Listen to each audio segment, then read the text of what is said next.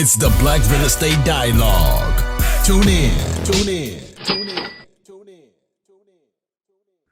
Hi, everyone. Welcome to another episode of the Black Real Estate Dialogue podcast. Before we get into this episode, if you haven't already, subscribe, share, like, leave us a rating and review. Greatly would appreciate it. It helps us reach more people and also move up in the rankings. So thank you in advance for supporting us in that way.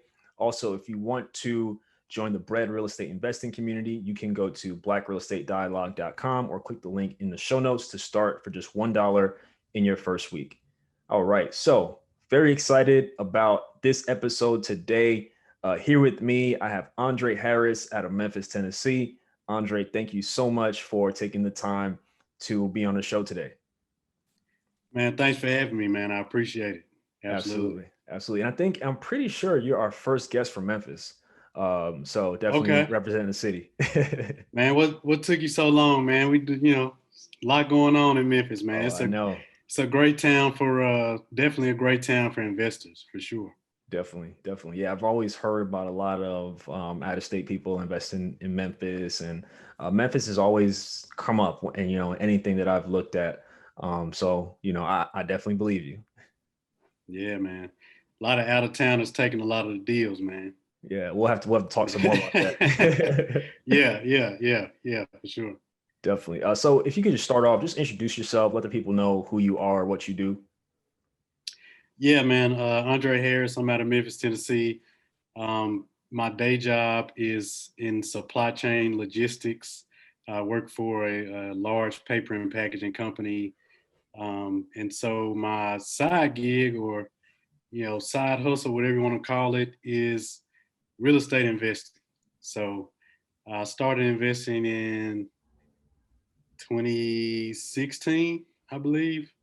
So yeah, man, that's what I've been doing. I started in 2016, I probably took a break for like a couple of years. Mm-hmm. And I kind of get into, what happened with that. But yeah, man, for the past, I guess 2 years, I've been going definitely refocused on it, man, and trying to grow the portfolio. So yeah, man, that's me. Definitely. Love it. So take us back to growing up. So growing up, when you think about your childhood and becoming a young adult and where you are now, what were your impressions of what it meant to build wealth based on the environment you grew up in? Man, so it's funny you asked that. So based on the environment I grew up in, building, I wouldn't even call it building wealth, but just having a good, stable life and just being financially stable. What it looked like to me was just going to college, getting a degree, getting a job, working 35 years and retiring. That was all it was to me. In my household, it was a typical middle class home. Both my parents were there. Fortunately, I had both my parents. I got one sibling. Growing up, I didn't grow up in, we didn't have a lot of money or anything like that, but that we definitely weren't, poor. I wouldn't call us poor or anything, but yeah, nothing around building wealth and, nobody owned any property or, no one talked about like investing in the stock market or anything like that. My dad, you know what? I take that back. My dad, now that I think back as a kid, my dad did drop a few gems on me when I was probably too young to know what he was talking about. Mm-hmm. And then they were just words, there was nothing tangible behind it. The stuff he was telling me, he wasn't practicing it. So, I didn't really listen to it, at the time. But yeah, man, it's just traditional, go to college, work. That was it. You remember what your dad said? Yeah, man. So what he told me was, and I was young. I was probably about to get out of college, so early 20s. He was like, yeah, don't go out and buy you a house. He was like, go buy a duplex and live in one side and rent out the other side. And, you hear everybody talk about house hacking and stuff like that, which is essentially what he was saying right back then. And I was looking at him like, what are you talking about? buy a duplex. I was like, did you buy a duplex? So yeah, I just didn't listen to him, but he definitely, he tried to put me up on a little game. The more I think about growing up, he tried to put me on some stuff. Yeah. It was just, you know, there's a saying, I rather see a sermon than to hear one any day. So I heard the words, but I didn't see it in action, so I really wasn't listening. Yeah, definitely. I think it's definitely important to be able to see it.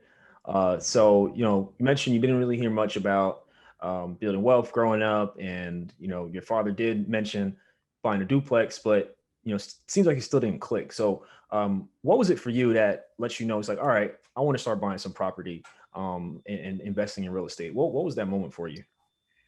Yeah, man. So several years ago, and I've been working in corporate America for probably about, at that time, 7, 8 years, something like that. And one of my best friends was also working in corporate America. He was in the oil and gas industry. And I don't know if you remember, several years ago, they had like massive cuts, massive layoffs in that industry. And unfortunately, he was impacted by that. And I just can remember talking to him, and he was out of work for like 8 or 9 months. Wow. Um, but luckily for him, his wife had a good job, was a high earner, and she kind of held things together while he was out of work. But when that happened to him, it just got me to thinking, like, what would I do if, God forbid, I lost my job, or my wife lost her job, or what would we do? And that got my wheels to turning. Like, we gotta figure something else out. We gotta be prepared if something like that does happen. We got to have some other type of money coming in. So that's kind of when the light bulb went off for me, or when I really started thinking about other avenues. And it wasn't real estate at first. Yeah. It wasn't real estate at first. My thing was, you may laugh at this, I was gonna open a gym. Mm-hmm. So I wanted to open a gym. It was like a small gym franchise, and they had like this cool concept with like circuit training, like 30-minute workouts. I really love the concept. There's a guy that opened one here in Memphis, and I was gun ho about it. It was fairly low investment to get into the franchise, and so I was talking to him quite a bit. Talked to him about buying his, things like that, and so I was really serious about it.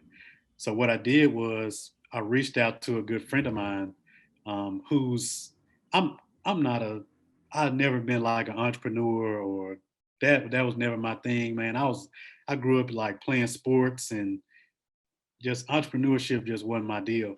But I had a good friend who was, he definitely is an entrepreneur. So Mm-hmm. I reached out to him about this gym thing that I wanted to do, and he was like, "Yeah, man, that sounds great." But the first thing he said, or one of the first things he said was, "So you're gonna quit your job, right, to do this?" And I was like, No." I was like, "That definitely wasn't the plan, to quit my job." And so he was like, "Dre, man, this is a good idea, but I'll tell you, me being in business, something like this is not gonna work like you want it to, unless you're like 110% committed, involved with it." And after he said that, I started watching that guy who owned the one in Memphis. I would watch him. He was always there. If he wasn't there, he was out marketing. He was always doing something. And it just hit me like, man, I would have to quit my job for this thing to really be successful. Mm-hmm. And so luckily that same friend, I met with him another time, and we kind of started off talking about the gym again. And he said, "Dre, man, you got a pretty good job. You make a decent living, man. I'm an entrepreneur. There are pros and cons to entrepreneurship." He said, "But it seems to me what you want is passive income." And I didn't really know what he was talking about at the time. Yeah. And so he started to explain to me, man, he's like, "You want to be making money without necessarily trading your time to make it." And I said, "Absolutely. That is absolutely what I'm looking for." And so it turned out, so he was a he and his family own a franchise, like a sub shop franchise here. They own several locations. So he was like the operations manager for that, running that operation. But he also was an investor. Yeah. And I never knew this about him. He had been investing for a long time. And so he really put the bug in my ear about investing in real estate. That's really when it was. Got it. Got it. I'm sure you're glad he did. Yeah, man. Whenever I talk to him, I tell him, man, I can never pay him back. You know, he the things he told me, just really putting it in my ear that I could do it. Mm-hmm. It changed my life. So yeah, I can never repay him for that. And there was I had a couple other friends too that did the same thing, kind of reinforce some of the things he was saying to me. So yeah, man, it was life changing for sure. Definitely, definitely. Awesome, awesome. So, talk to us about the beginnings. You know, investing, getting the first property and all that. Talk to us about that story when you finally were able to take action on that information. Yeah, so it was kind of unconventional the way that we got into real estate investing because we didn't have a lot of money. Like we didn't have a lot of disposable ink, just extra money laying around. Um, so one of the things that my friend told me was about, and I told him this when we started talking about investing. I was like, man, this is great. This is absolutely something I want to try to do. I said, but I don't have any money to do it. And so what he told me about was what we have here in Shelby County in Memphis, called the Shelby County Land Bank.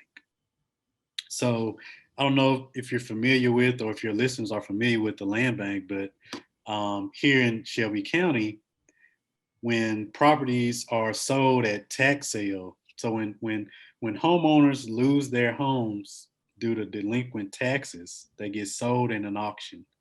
So investors will come and buy those homes, but in a lot of cases, all the homes don't get sold. Mm-hmm. So the ones that don't get sold in that tax sale, they go to the Shelby County Land Bank. And so what he told me was he was like, man, you can get properties pennies on a dollar. I'm talking $5,000, $10,000. And and I was like, I don't know if I can curse on here, but I don't know. I won't. I'll refrain from doing it. But I was like, man, that's BS. I was Yeah. like, you cannot tell me that I can buy an investment property for $5,000. And so I did a lot of research on it, on the land bank here, tax sales, the process, all of that. And I found out that, he wasn't lying. It was true. There were properties out there.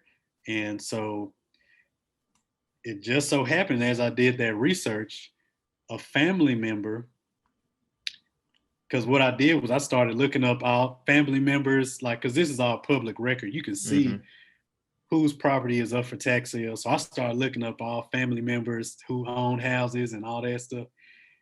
And I found out one of my family members had just had their home sold in a tax sale. Wow. And so the way it works here, even if your home is sold in a tax sale, you have a period of time, what they call redemption, to redeem that property. So say you owe $10,000 in back taxes, the house is paid off. Like you don't have a mortgage, Mm-hmm. but you're $10,000, you owe $10,000 in property taxes. So you may get 6 months, 12 months to redeem that property. And so when I found this out, I looked the information up, saw that the family member had about maybe 6 months to redeem it. And I went to my wife, I said, this is the opportunity right here. Like this is the chance that we have to get our foot in the door. Mm-hmm. And so I went to the family member. My wife wasn't on board with this, by the way, because this is a family member on her side. This Gotcha. wasn't, so she didn't sign off on it initially. Um, but I talked to the family member and I told her what I wanted to do. And she was on board with it. She said, okay, if you redeem, basically I proposed to her, hey, if I come up with the money to redeem the house, I think it was like $12,000 owed on it. Yeah. Said, if I come up with this money to redeem the house, will you sign the house over to me? And she agreed to do that. And so that's what I did. Now keep in mind, I didn't have $12,000. So I had, just so happened, my wife and I got like, we got a refund check, like a tax refund for like $4,000 or $5,000. I might have had we might have had like a couple of grand in savings. And then I went to my dad and proposed to him, like, hey, if you let me borrow this money, this is what I'm going to do with it. I'll pay you back, blah, blah. So he let me borrow the remaining amount to redeem it. Yeah. So I redeemed the property. She signed it over to me. Mm-hmm. And after that, I was able to pull some money out of my 401k. I did like a 401k loan. And I used that to pay my dad back and do some renovations on the property. And that family member actually moved back in. She rents the property from us now. Wow. But that was our first property, man. So we were all in. We were probably all in on that property for like maybe $25,000. Yeah. That's, paying the back taxes and the renovations we did. I mean, that's today that house is worth probably $85,000. Wow. And so, it was, but the thing is, had I not educated myself on that process, I would have never known. She would have lost the house. It just, so yeah, man, that education piece definitely, that let me know how I could play the situation. And that got us in the door, man. That led to everything else. That first property. Right. Wow. There's a couple things I wanna pull out of that. So, I think the first interesting thing is, in the beginning, you said you didn't have enough money. That's what you told your friend. And Right. what I like to tell people is, like, you don't need money. You don't need a lot of money. What you need is creativity, and you need a plan. You need those two things. You don't need money. And so with creativity, like, you just, looked in the records, see, whose home is, going to be taken, and you found a family member, and you let them know you would help them out. You figured out how to creatively source the money to not only redeem the property, but also to renovate the property, and at the very least, give this family member a place to stay. They don't have to worry about the taxes anymore. They just can lay their head comfortably. So I think, and you mentioned the 401k loan as well. So, I just want people to understand that, you just have to be creative. There is money available. You just have to turn over every stone, literally, in some cases, especially for the most part, when you're starting out. Yeah, man, I definitely agree with that. It's more around educating yourself, really. Mm-hmm.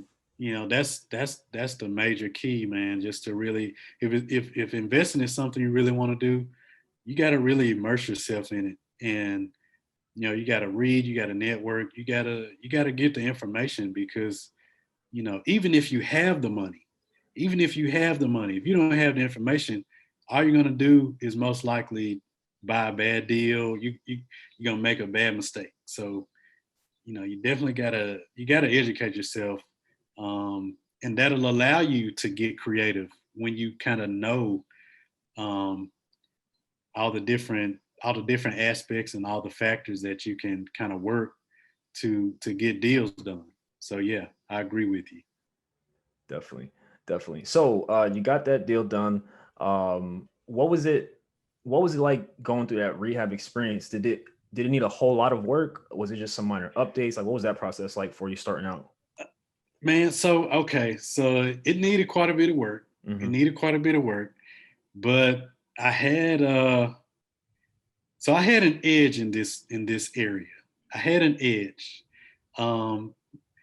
Me and my wife been together a long time, and one of the things she used to talk about was how her dad could just do all of this work. Like, my dad could fix this, my dad can do that. And when we lived in our first house, our air conditioner went out one day, and I was like, man, it's like it's August, it's super hot. We got to get this fixed. She was like, call my dad first before you call, like a big company, whatever.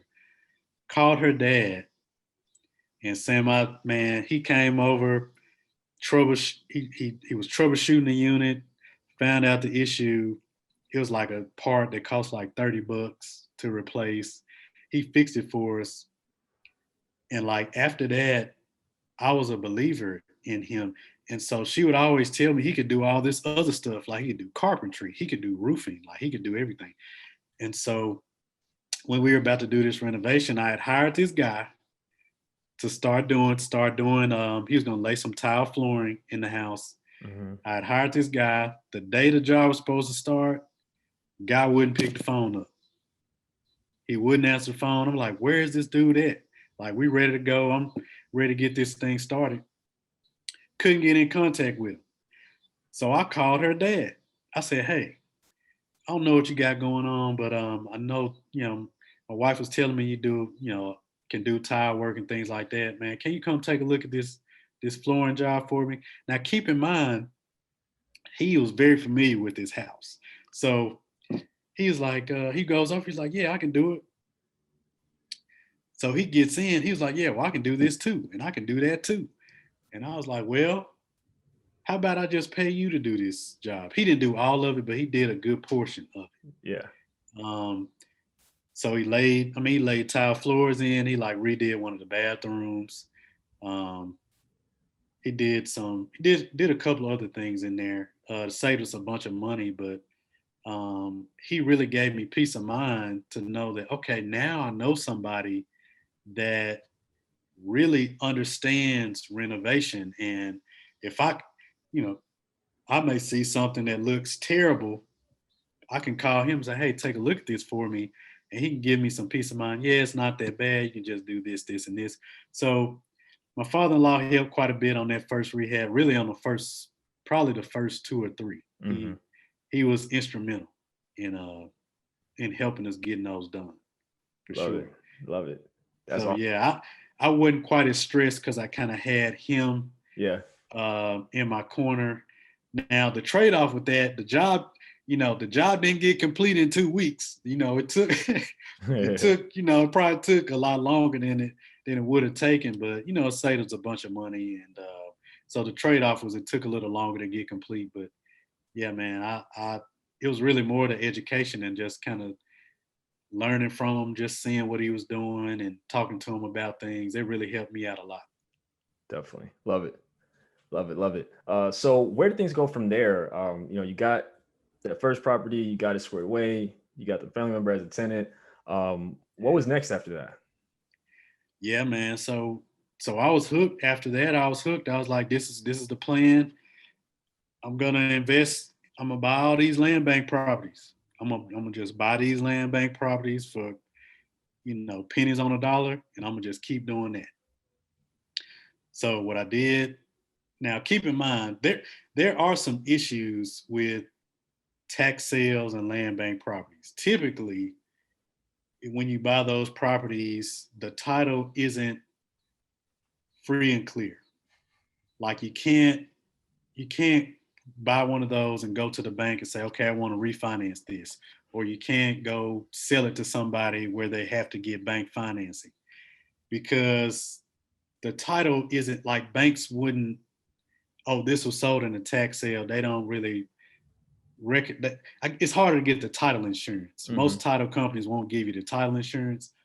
But in my case with this property, since it was a family member that was the owner, they signed it over to me. So the title was clear at that point. Mm-hmm. And so I was able to go to a bank after we had renovated. She had moved back in. We were getting rent. We were able to go back to the bank, actually a local credit union, and we refinanced we put about $50,000 out. Wow. We put about $50,000 out, and we bought 2 more properties from the land bank. We bought one for like $7,000. We bought one for like 10. And we bought a third one where we had a partner on it, it was like $8,000, which we ended up selling that one down the road. But that was kind of the first. So we had those three, and we renovated those, got those rented out. My father-in-law helped a lot with those renovations. And that's what we had for a long time, because this is what I want to get into. Yeah. It seems like after that, you can imagine how I was feeling Mm-hmm. after that happened, because that was in a relatively short period of time. Like we went from 0 to like 4 properties, like just like that. It seemed like. And how short of a time span? It was probably maybe like a year. Wow. Probably like a year, maybe a year, 18 months, something like that. Yeah. And so I'm like geeked. I'm like, man, I'm gonna be able to quit my job and like, so I'm like pumped up about it. Man, it's like maybe 6 months after that. Are you looking for a community of like-minded individuals and access to experts in real estate? Yeah. Are you interested in real estate but need more support and guidance? You know who it is? The Black Real Estate Dialogue presents the Real Estate Investing Community. No matter how much or how little real estate experience you have, we've created a community for you because your perspective is important.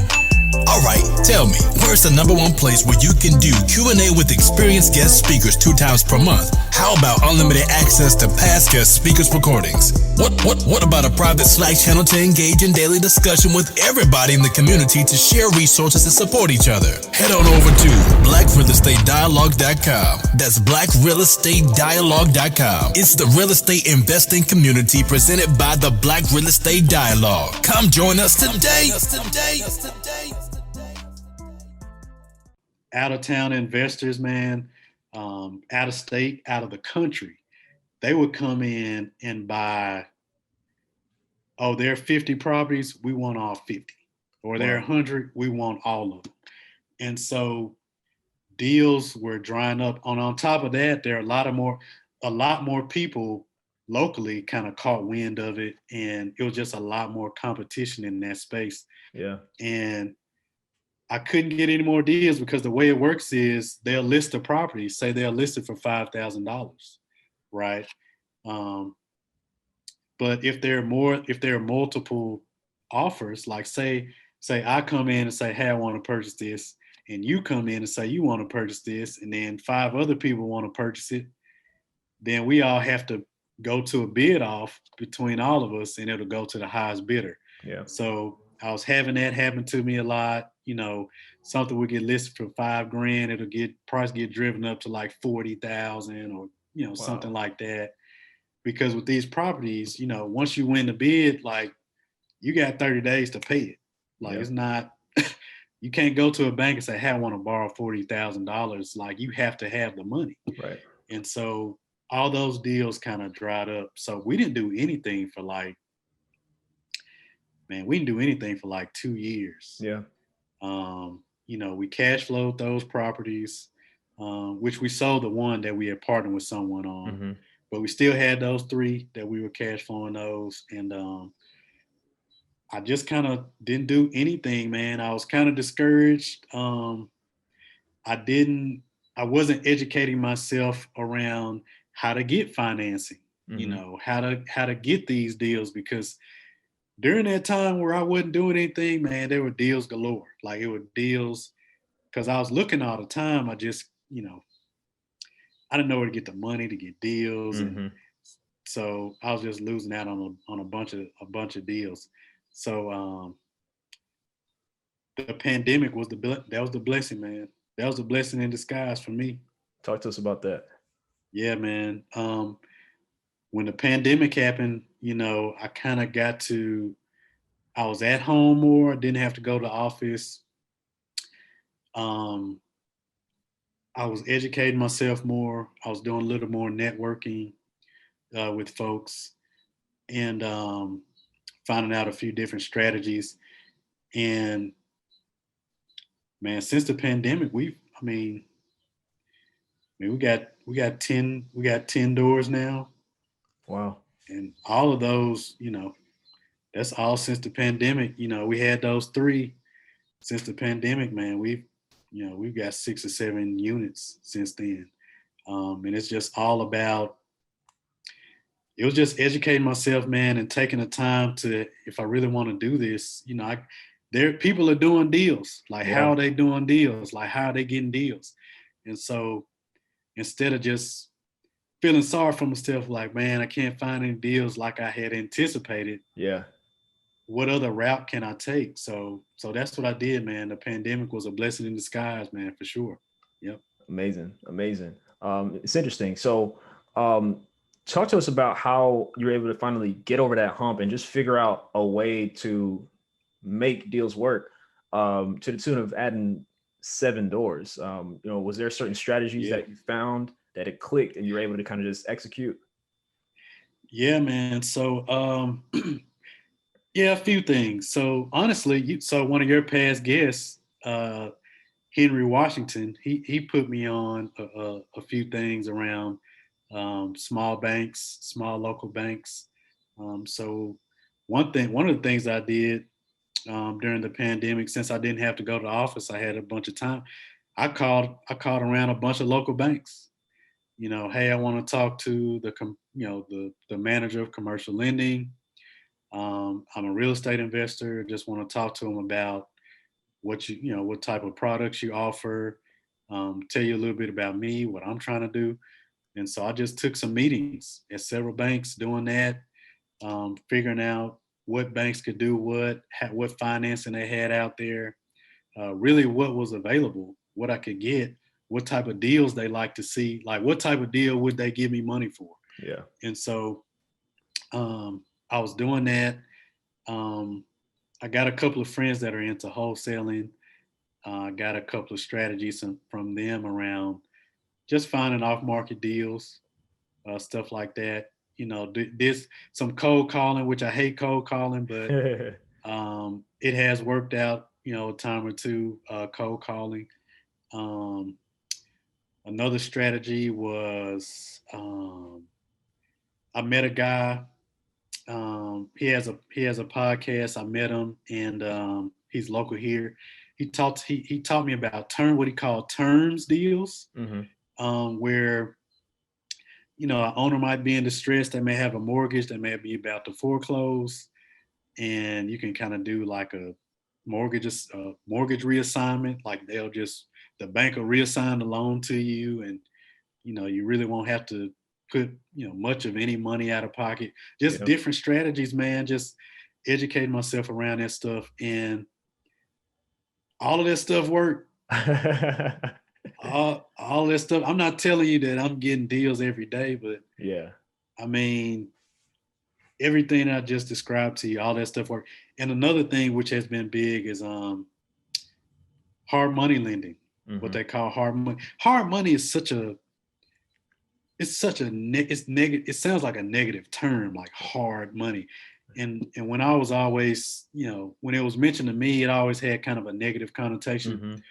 But the more I learned about it, it's definitely it definitely helps, because what I was finding, I was trying to get deals, and just deals through the MLS stuff that was listed out there. I was always getting beat out by a cash buyer. And so I'm thinking, like, man, how do all these people just have $50,000 cash or whatever cash? Yeah.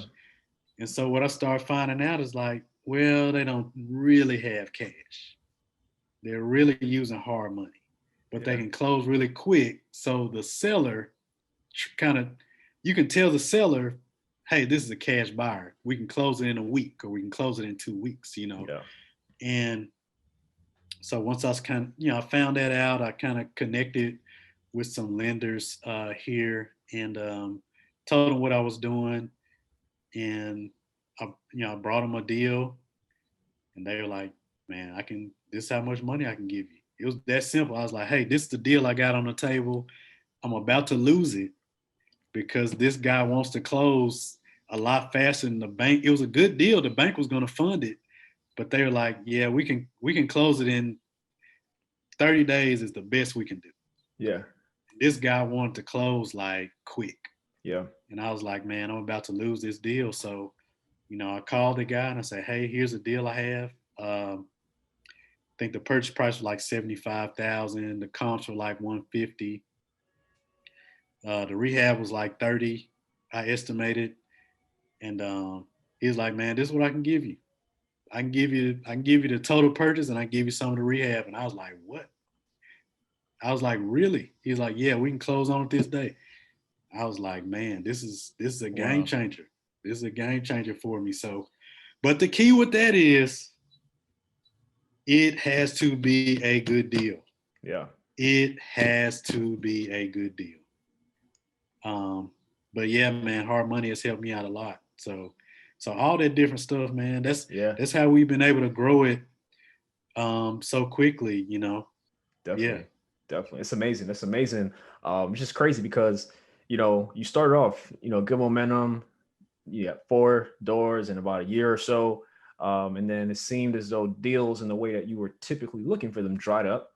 Yeah. Um, and admittedly, you were down for a couple years. And I respect you for admitting that, and Yeah. not just acting like everything was just all great and you were Yeah. feeling Nah. awesome. And then fast forward to about a year ago, and within that time span to now, you're able to add 7 more doors, Yeah. just through creativity, learning, re-engaging yourself in education again, networking, learning different strategies on how to structure deals, how to fund these deals, and here you Yeah. are, 7 doors later.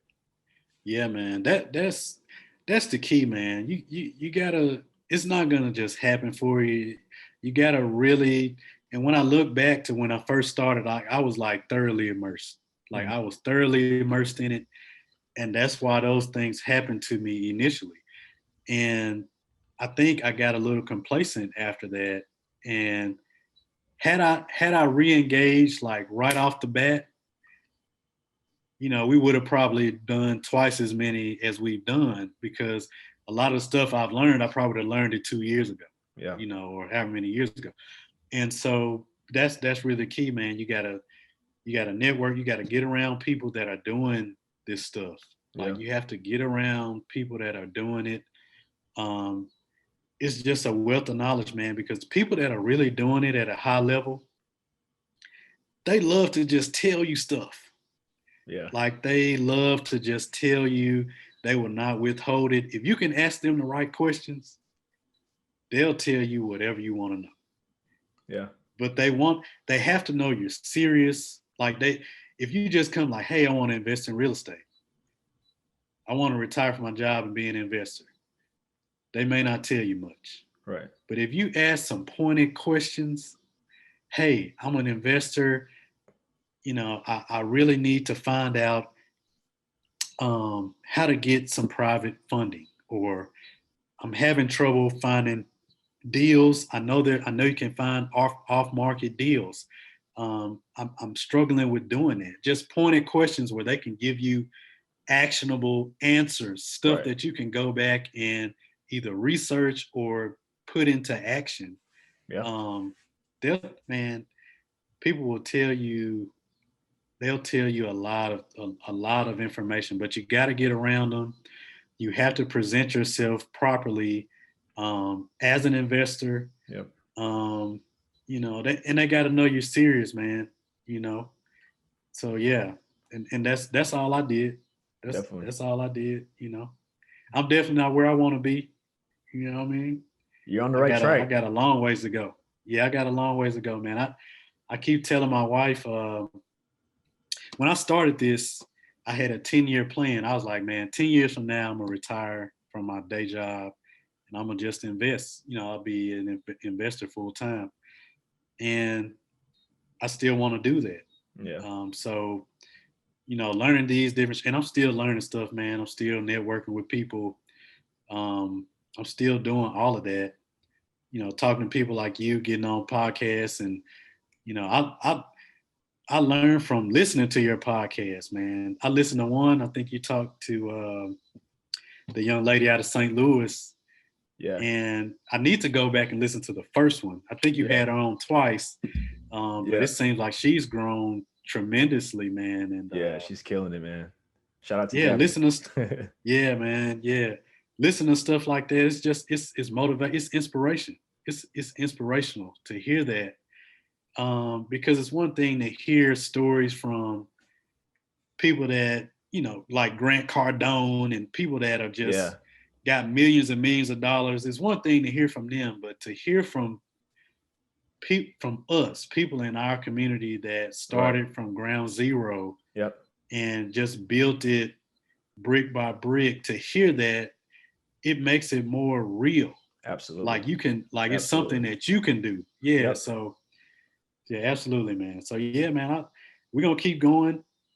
The goal is to just continue to grow the portfolio. So right now we got 10 units total. 6 of those are actively cash flowing. 2 of those we are currently renovating. We plan to flip those to generate more capital to continue to invest. One of those is vacant. We have to do some renovations on, but we plan on keeping it and renting it out. And then one of them, this is, man, people may find some value in this. So one of the things I'm really giving away this is really some game that I hadn't really told too many people. So I talked about the land bank and tax sales, right? So one thing that I did, and nobody told me to do this, I just was thinking one day, like, I wonder if this will work. Yeah. So there was a tax sale that happened, right?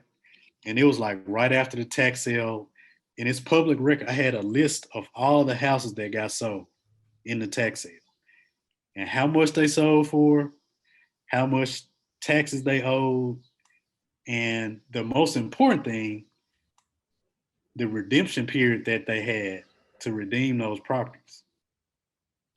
So it was a list of a lot of properties. So I went through the list, man, and combed through it and found the properties that I like, that the areas that I would be willing to buy in. And I skip traced those owners and I called them.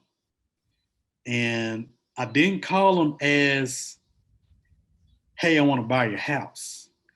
I called them more as, hey, are you aware that your property just was recently sold in a tax sale? And I'm an investor and I work with owners in this situation, and we help them get cash out of this deal. We basically help them get out of this situation. Right.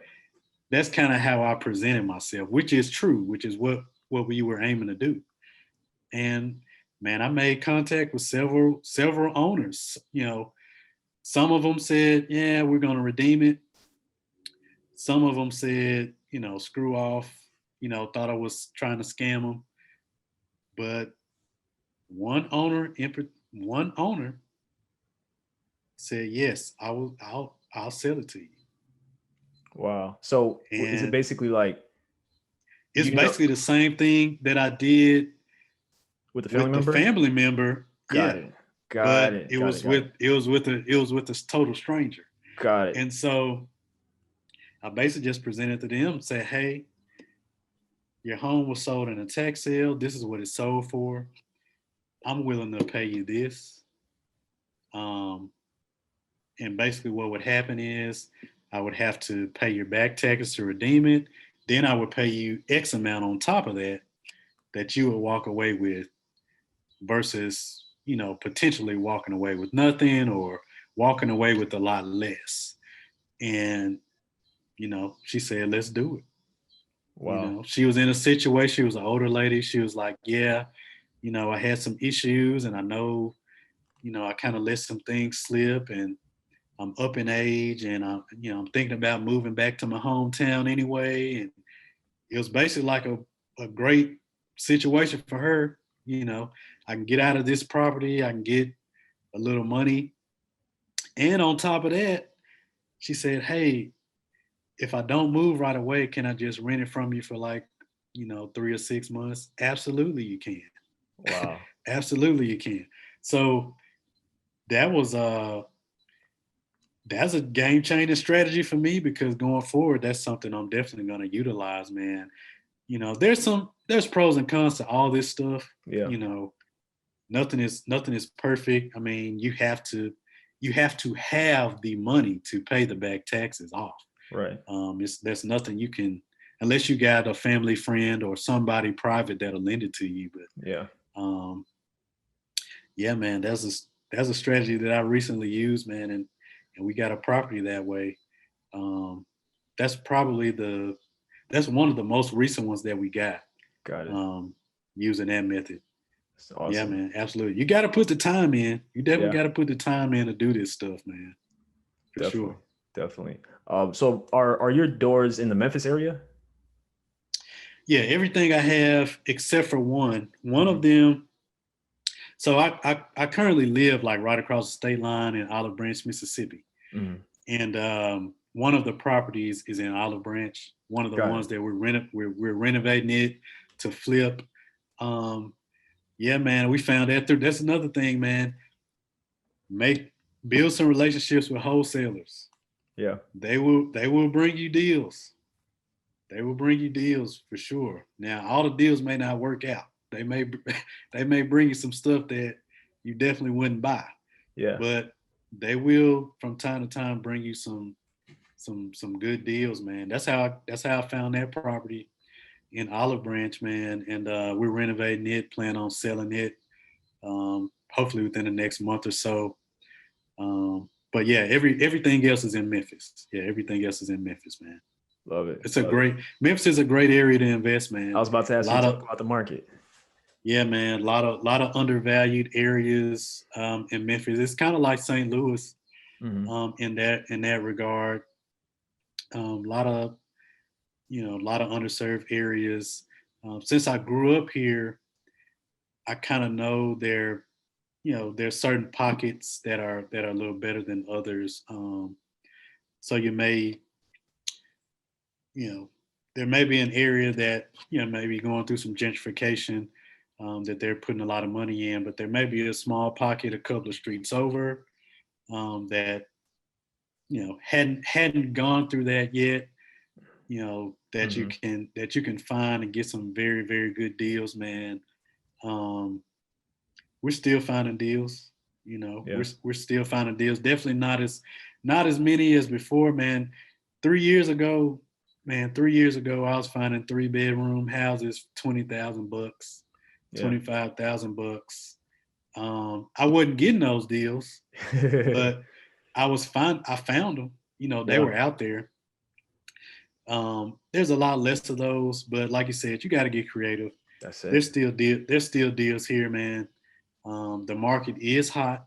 It is, just like everywhere else, the market is hot. But they're distressed properties all around Memphis, man. You got to put in some legwork though, man. Driving for Yeah. dollars. So driving for dollars is something I do.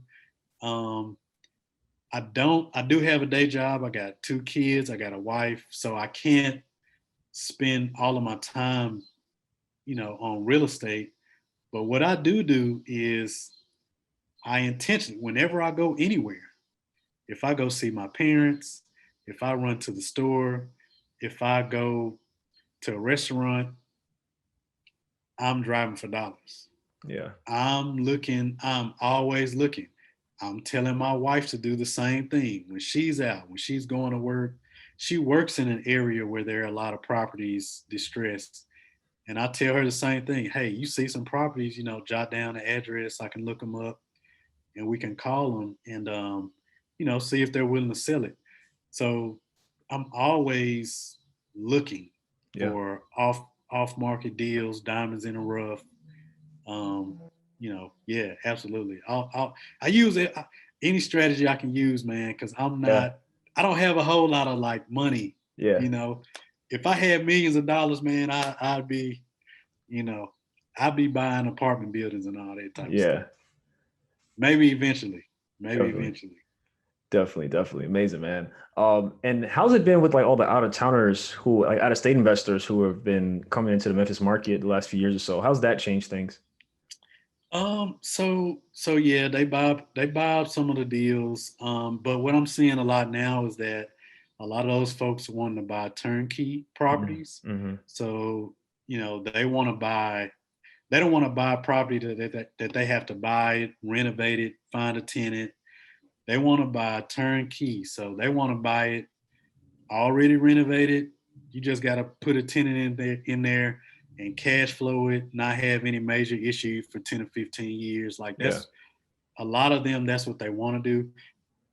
So if you're a boots on the ground person in Memphis, that could be an advantage for you because you can find those deals for those. And if you know those investors, you can find those deals for them and say, hey, I can, I have this deal. I'll renovate it for you.